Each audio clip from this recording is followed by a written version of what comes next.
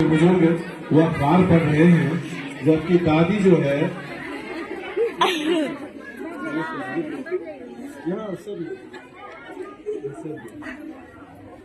अभी दादी काम पर लगी है, घर का खाना बनाने के लिए चावल भी नहीं है और ये अपने घरेलू काम में लगी हुई है।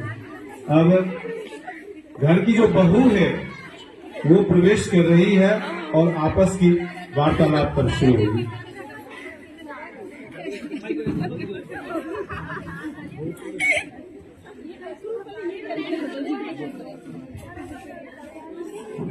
सबसे पहले मैं एक लाइन बोलना चाहती हूँ बेटियों पर।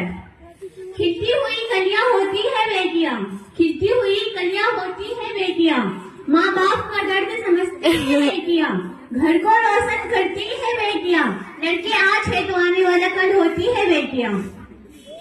मैं भी रहा इस देश की बेटी, इस देश में बेटियों को कन्या कहा जाता है, उसे लक्ष्मी, सरस्वती, माँ दुर्गा के रूपों में देखा जाता है और नवरात्रा के दिनों में तो साक्षात घर घर में पूजा जाता है। फिर क्या हो गया कि वह अपने अस्तित्व की लड़ाई लड़ रही है, वह अपने जीवन की भीख मांग रही है। अरे बेटी तो हर घर की शान है, उसी से घर की रोशनी है, बेटी तो घरों को जोड़ती है। तो आइए बेटियों के सम्मान में हम एक नाटक प्रस्तुत करने जा रहे हैं, जिसका शीर्षक है बेटी बचाओ बेटी पढ़ाओ।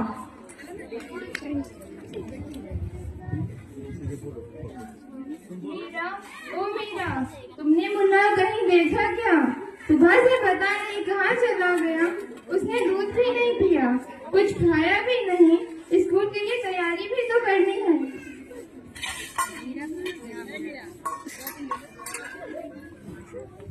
नहीं माँ, मैंने तो मुन्ना को नहीं देखा, मैं तो सुबह से ही बर्तन धो रही हूँ। माँ, मुझे भी स्कूल जाना है, मुझे भी पढ़ना लिखना बहुत अच्छा लगता है, मेरा भी दाखिला स्कूल में करा दो ना माँ।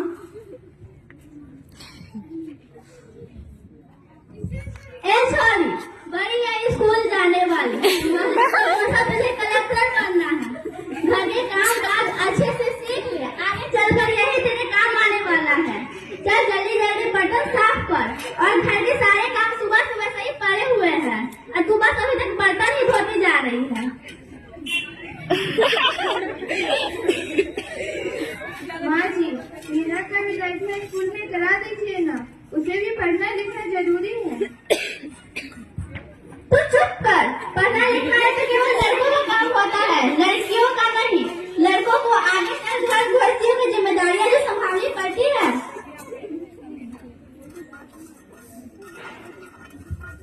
अरे क्या हो रहा है, कौन किसकी जवाबदारी संभाल रहा है और हमारी मीरा बेटी क्यों रो रही है?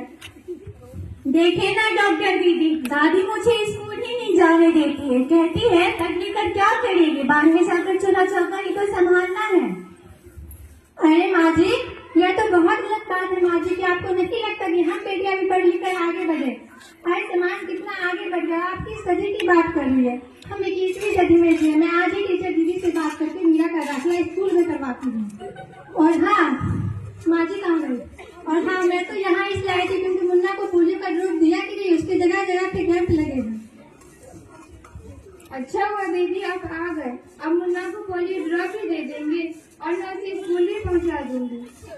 ठीक है मीरा, अब तुम रोना नहीं कि तुम जरूर स्कूल जाओगी और एक दिन पढ़ लिख कर बहुत अच्छी डॉक्टर भी बनोगी। ठीक है बेटा।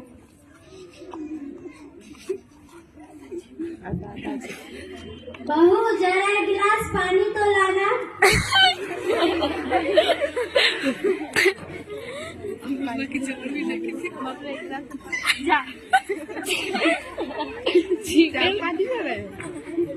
लीजिए बाबूजी।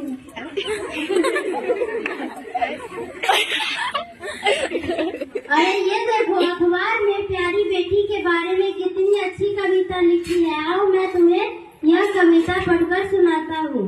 कहती बेटी बा पसार, मुझे चाहिए प्यार दुलार, बेटी की अनदेखा क्यों करता है यह निष्ठुर संसार। सोचो जरा हमारे बिन बसा सकोगे क्या घर परिवार, गर्भ से लेकर यौवन तक मुझ पर लटक रही तलवार, मेरी यथा वेदना का आई उपचार। जब माही न होगी जन्म किससे पाओगे, जब बेटी ही न होगी घर में तो लाड किसके लुटाओगे। हाँ तो बताओ भाग्यवान कैसी लगी है कविता, है ना मजेदार?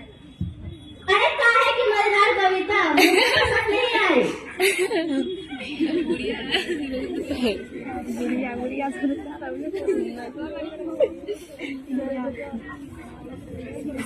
अरे कोई घर में है क्या? आइए आइए टीचर दीदी, आप ही का इंतजार कर रहे हैं। हाँ जरा मैं कुछ दिनों के लिए बाहर चली गई थी इसीलिए यहाँ नहीं आ पाई। और डॉक्टर बहन जी कह रही थी कि आपने अभी तक मीरा का दाखिला नहीं करवाया है। यह तो बहुत ही अच्छी होनहार छात्रा है, हमेशा अच्छे अंक लाकर उत्तीर्ण होती है। हाँ मैं भी तो यही चाहती हूँ कि मेरा खूब पढ़े लिखे स्कूल जाए, पर मेरी कोई सुनता ही कहाँ है। हाँ हाँ खूब पढ़ाओ लड़कियों को और बाहर भेजो। जब उनके साथ कुछ ऊंच नीच हो जाए तो कहीं मुंह छुपाने की जगह भी नहीं मिलेगी। अरे आप हमारी बात कहाँ लेकर बैठ गए? मीरा को 10वीं तक तो पढ़ाई पूरी करने दीजिए, आगे की पढ़ाई के बारे में बाद में सोचेंगे। हाँ दीदी, मैं मीरा को स्कूल अवश्य भेजूंगी, मैं उसे अपने जैसा अनपढ़ नहीं रहने दूंगी। ठीक है, आप उसे कल तैयार रखना, मैं उसे लेने आऊंगी। क्यों दादाजी, मैंने सही कहा ना? हाँ बेटा तुमने बिल्कुल सही कहा। मैं तो कब से कह रहा हूँ कि मीरा का भी दाखिला स्कूल में करवा दो। ठीक है दादाजी, मैं